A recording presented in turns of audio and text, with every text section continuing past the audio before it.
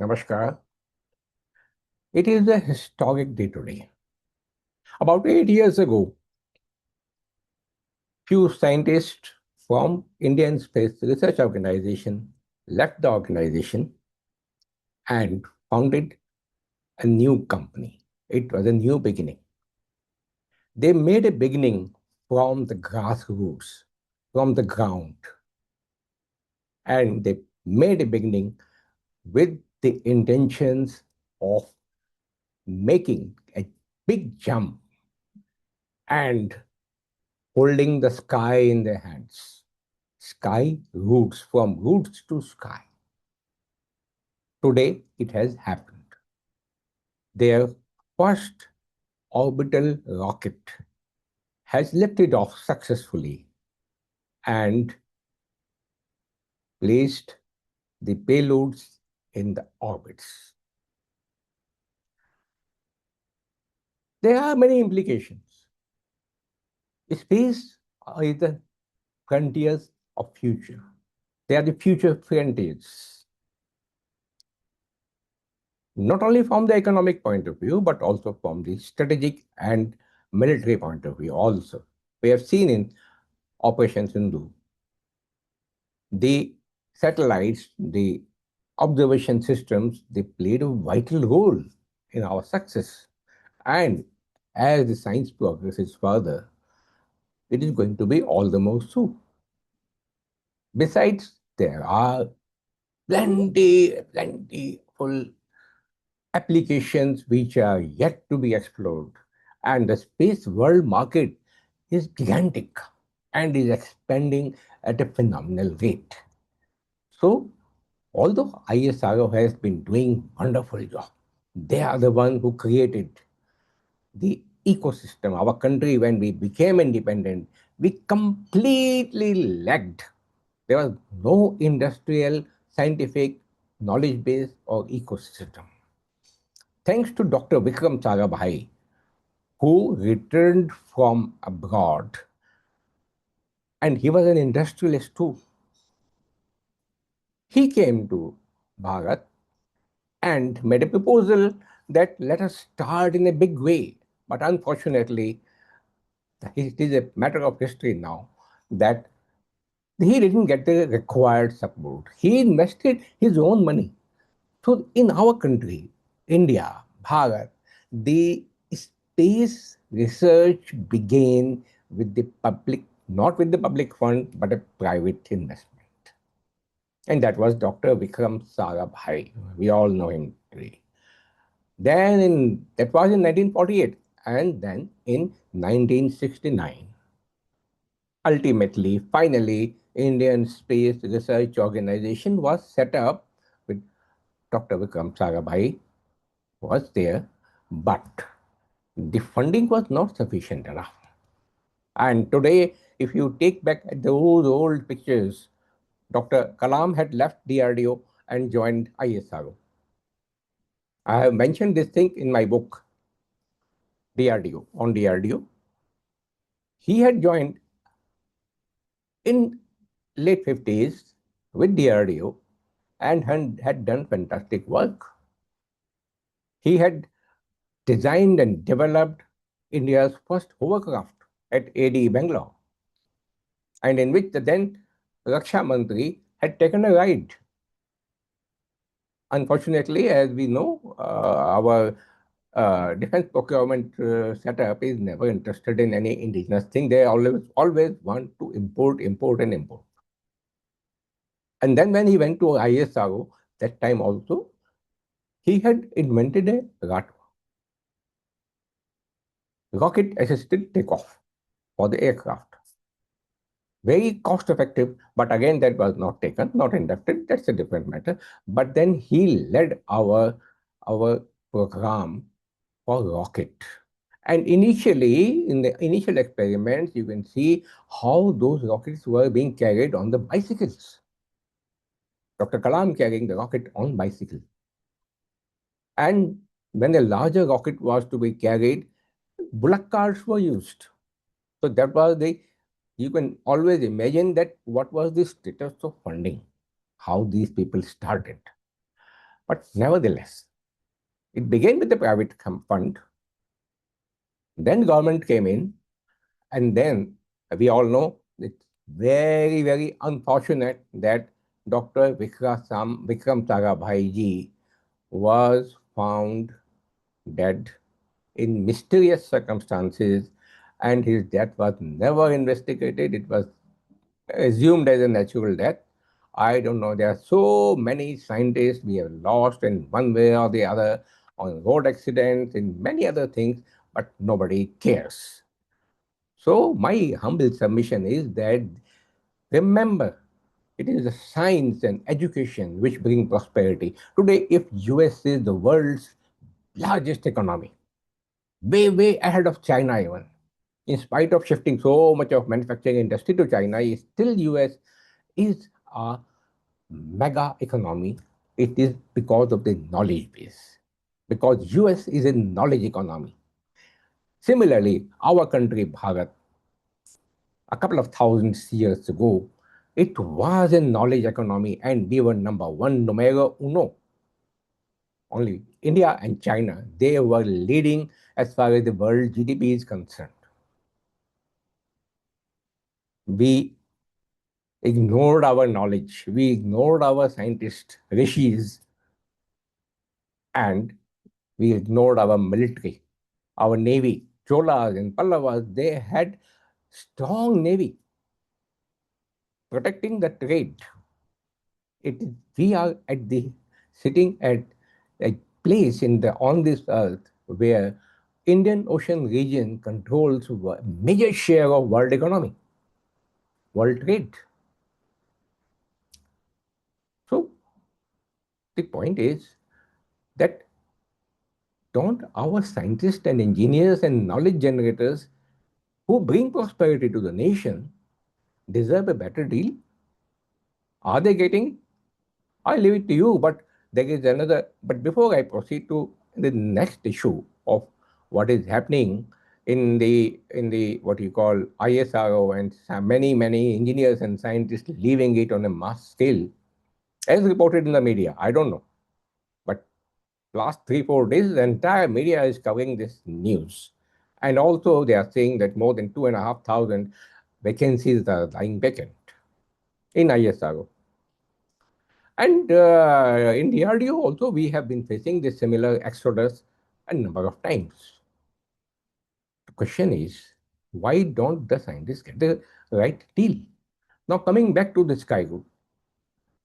Now, this today's launch, one of the payloads, apart from the economic value of this launch, economic importance of the launch, also take a look at the strategic and military applications.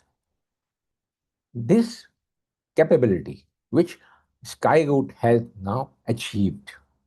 This will provide our country, both the government sector, the military, and the industry, a capability to launch a satellite on demand. Tomorrow, when in case of a war breaking out, any adversary is going to first attack, hit our space assets. As a deterrence, yes, we have asset capability, anti-satellite weapon capability. Our country, under the leadership of then DRDO Chief Dr. Satish Reddy, it was achieved and demonstrated on 27th March 2019. Yes. So that acts as a deterrence. Buddy, if you hit me, I will hit you back. That Gandhian philosophy of एक थप्पड़ मारेंगे तो दो दूसरा भी आगे कर देंगे, भाई सब प्रैक्टिस में काम नहीं करती है. कोई एक गाल पे थप्पड़ मारता है, आप चार मारने की हिम्मत रखते हैं तो शांति रहती है. If you want peace, you have to be strong and have enough deterrence.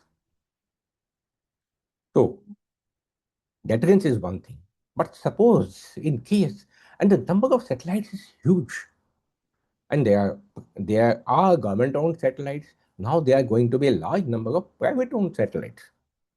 Many private companies have announced their mega plans of having large number of satellites as constellations, providing communication and many other facilities, Earth observation and whatnot. Yeah, I don't want to go into the details, but it is expanding in our country itself. So what happens in the war if these are get affected? So we need a capability to launch, satellites on demand. Okay, my two satellites are down. Whatever they were doing, I have to do it soon as possible, in a matter of hours or maybe minutes. Yes. So that is one aspect, and this is a very big strategic capability. This should be nurtured. The company should be supported. And matter of fact, country of our size, we need not just one ISRO. We needed dozens and dozens of ISROs, the small ISROs and the bigger ISROs, and this is the gap which Skyroot is going to fill, and many other companies have already started coming up. Then this another payload, very important. They call it embrace. Embrace is Alingan. Okay. What does it mean?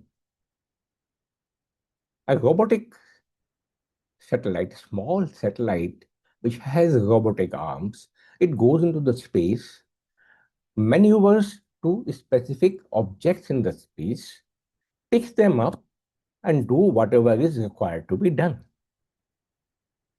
They announced whatever has been told by Skyroot or by other experts is that it can be used for clearing the debris. There are more than 30,000 pieces of debris circulating, rotating around Earth. And now launching new satellites is becoming more and more difficult, because if it hits at that speed, something of the order of 6 to 10 meters per second, what is going to happen? Destruction, mission failure. So what we need is to clear this debris. That's one application, a very fantastic way of doing it. And maybe tomorrow Skyroot or maybe any other company which comes up like this object, this payload belongs to another company. If I remember correctly, it is Cosmos Aero. So many more companies like this may come up and do this kind of job on a contractual basis. It can be a money spinner.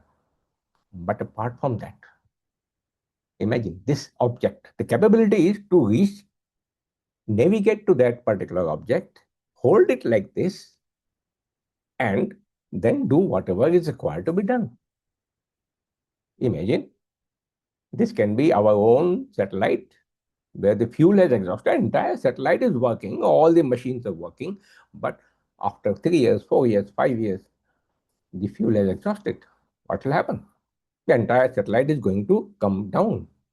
Or like this is in the case of low Earth orbits. In case of the geostationary orbits, it is pushed out. भैया जाओ, काम हो गया, नमस्ते, अब तुम अपनी यात्रा पे निकल जाओ. Or how much does it cost? A low Earth orbit may cost some anywhere from 1.5 crores to up something like 1,000 crores, depending upon the payloads. In case of a geostationary satellite, which is largely used for communication and many other applications also, and tomorrow many, many more applications will be coming up. So this costs something like 1.5 to 2,000 crores to up to maybe 10,000 crores. It's a huge money. Imagine if I can, after 4 years, 5 years, whatever is the life, and when I find that the fuel is running out, I send this maybe Cosmoserve or some other company. It takes a contract, it sends a satellite up. This particular robotic satellite goes there, refuels it, or maybe if some minor repair work is done, required, carries out that. The satellite costing thousands of crores gets a new lease of life. How much you will be saving? And now I'm coming to the third aspect. We have asset capability, anti-satellite weapon capability.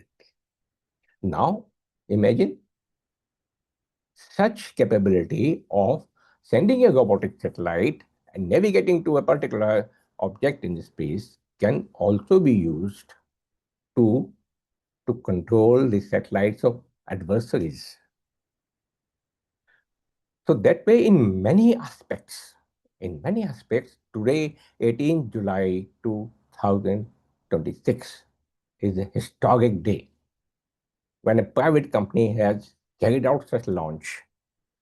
They have used the latest technologies in making it.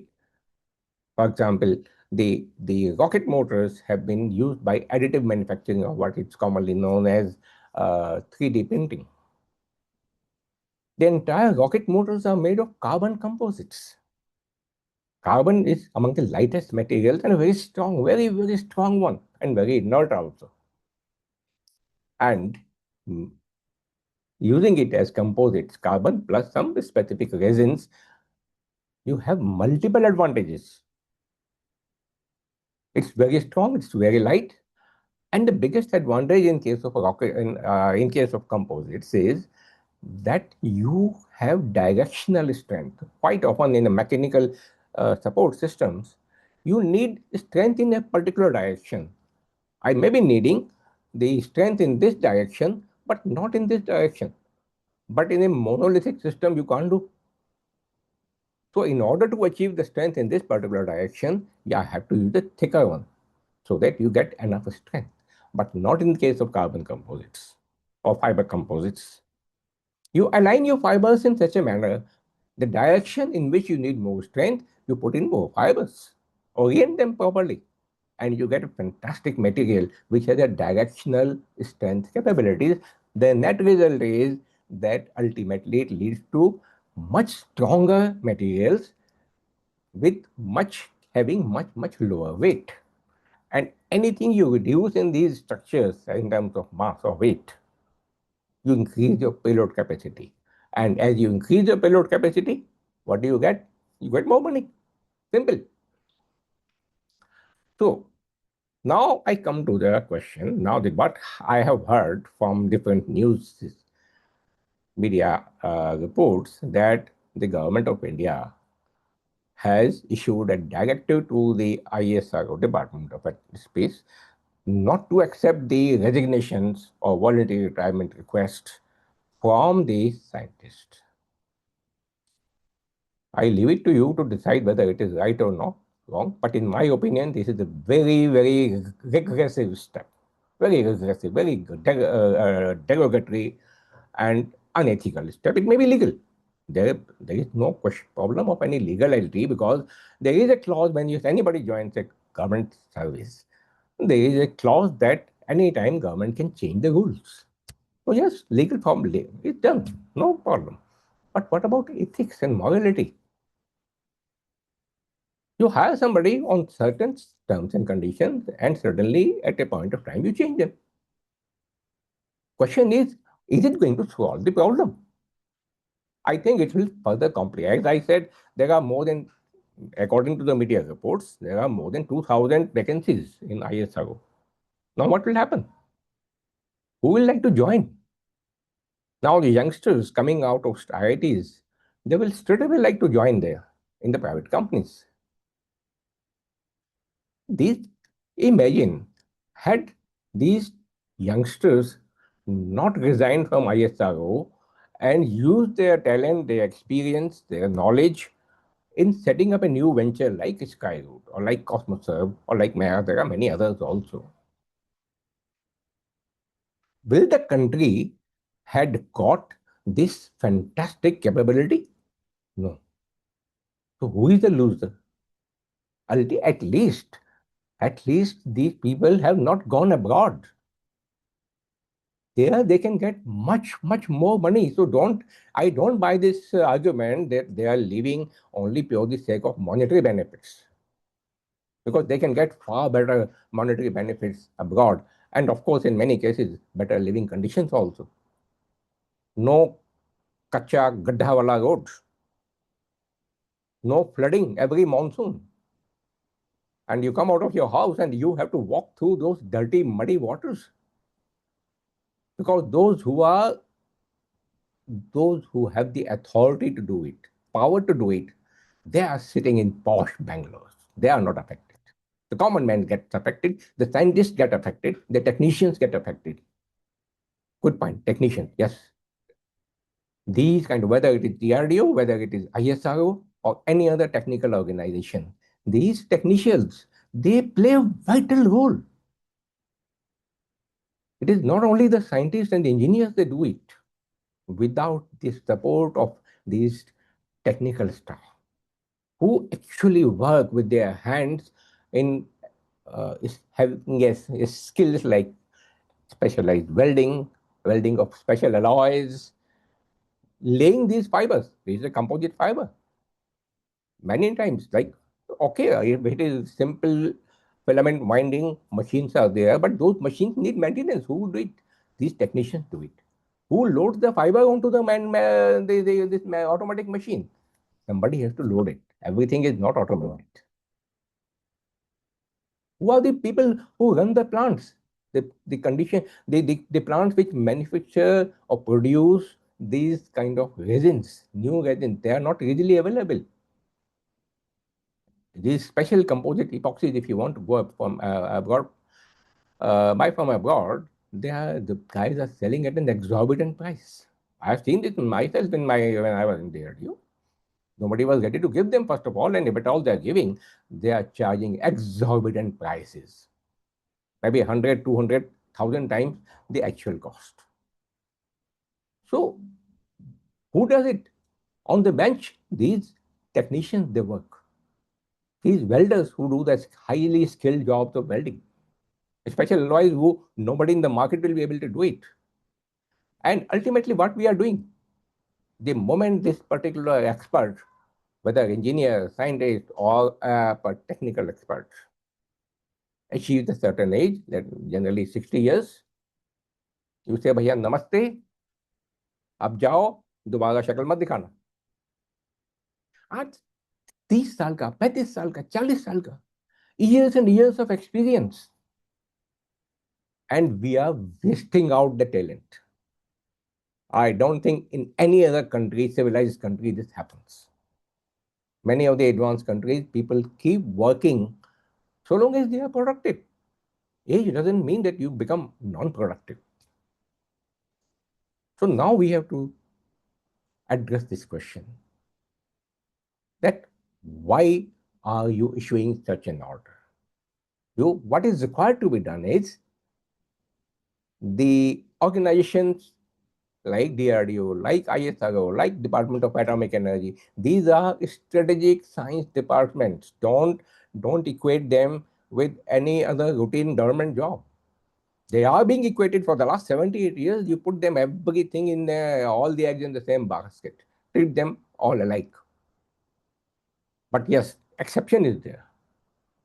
There are separate rules, separate service conditions, separate powers, authorities for one particular section of government employees.